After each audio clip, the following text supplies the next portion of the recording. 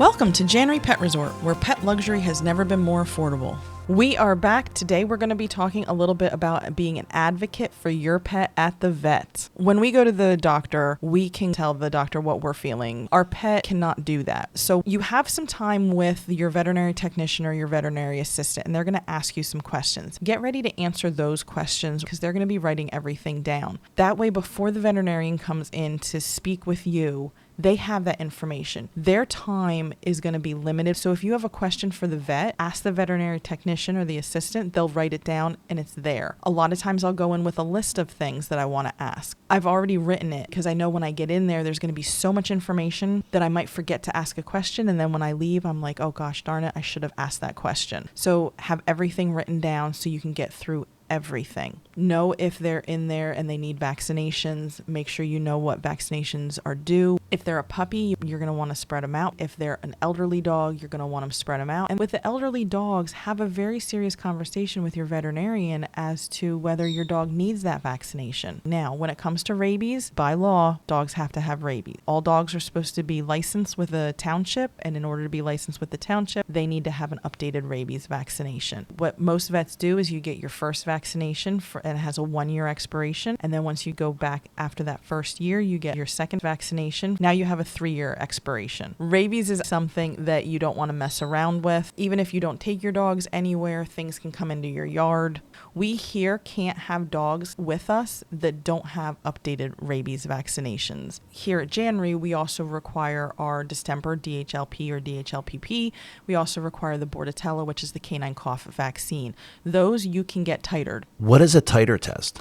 So a titer test takes the blood and it pulls out from the blood the amount of immunobodies for the specific virus that you're looking for, whether it's Bordetella, which is your canine cough virus, which kind of works like the flu. There's a myriad of different strains. They decide which ones are going to be probably the most prominent for the year, and they will put those into the vaccination. Then you have your distemper, which is your distemper, your lepto, your parvo. That's the DHLP, and that one will also test all of those immunobodies that are in the blood to be able to fight off the viruses. So you can get a level from that, and then your veterinarian can look at that and say, all right, your pup's still covered. We're good this year. We're going to hold off and wait on it. And then you can test them again the following year. And then when that level drops to a non-coverage point, then that's when you can go ahead and you can vaccinate your dog. And we here at January take titers. We accept titers from veterinarians to put in our system to then say, okay, your pup's protected. We're good. So it's just showing levels. It's showing. And as long as those levels are compliant with January's, then they're good to go. Exactly. The veterinarians are the experts. We take whatever they feel is covered and then we're happy. The veterinarians are the experts when it comes to that. When you're taking your dog in, you want to know, are we going to do a titer or am I going to get vaccinated? Have that conversation with your veterinarian about the titers if you would like to kind of hold off and just see what the level is. And then have the conversation as well with the veterinarians when it comes to how many shots your dog should get. Because you have to remember, when you're giving your dog 3 shots, what you're doing is you're giving them the killed or modified live virus of what the vaccine is, for them to create an immune response to then have the immunobodies in their blood to be able to fight off the virus when they're exposed to it the next time.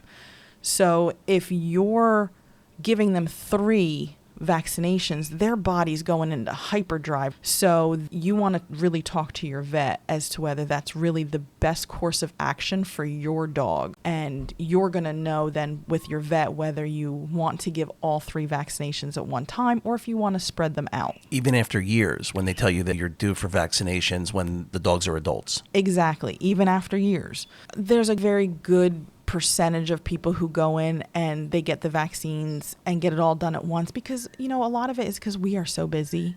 Our lives are so busy. It's hard to schedule an appointment with the vet, get there, get 1 shot, go back in 2 or 3 weeks to get the next shot. So sometimes it's easier, but we also have to think of our pet. again, we need to be an advocate for our pet. And what might be easier for us might not be the best thing for them, because we are their caregivers. We are making all the decisions. You're taking your dog to the vet so it lives its healthiest and happiest life. And that might mean we just have to make our lives a little bit harder. So that would require blood work. If you're going to go with the titer, it does. But you should be getting blood work done on your pet as a baseline. All of my dogs now go in between 2 and 3 years old, and I ask for full blood work. I started doing this because of my dog, Hershey. He's a special needs dog. He has a lot of genetic issues. He wasn't acting right, and I had to have him go right from my primary vet to the emergency vet, and he spent 5 days at the emergency vet because he had an issue with his liver enzymes. So what I do with him now is we go in every 2 to 3 months. He gets his blood work. I have a spreadsheet. I chart all of his blood work, if it's going up, if it's going down, for that reason. So taking that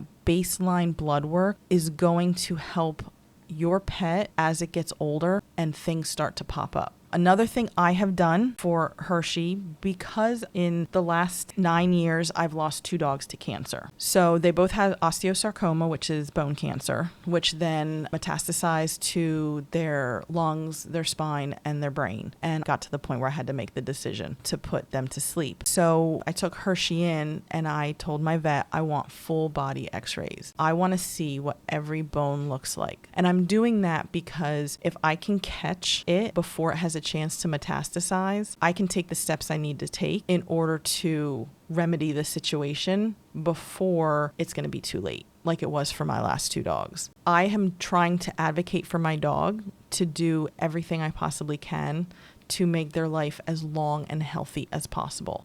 What are the basic steps that people can start taking right here, right now? Give your vet a call, schedule an appointment, get them in, get some blood taken, get baseline blood work, and take a fecal sample with you when you go. Start with that. And I understand all these tests I'm talking about cost money. So you have to be strategic, scheduling everything, and advocate for your dog. They're going to try and save you some money. And they're going to be like, you don't really need blood work done. Say, I understand that, and I appreciate your opinion, but I'd like to get this baseline just to have it for next time. So let's go ahead and make those small choices before that so we don't have to make that heart-wrenching decision. And again, I love my vet. I love all the technicians there. I love all the assistants there. But I also understand that you have to take what they tell you and decode it. You're absorbing all of this information during the appointment, and then you walk out and you're like, what kind of just happened? Write down those questions before you go into the vet. Have everything written down so that you don't forget anything, because we've all done it. I mean, you go to the grocery store and if you don't have a list, you leave and then you realize, Yeah, you forgot 7 things. Exactly.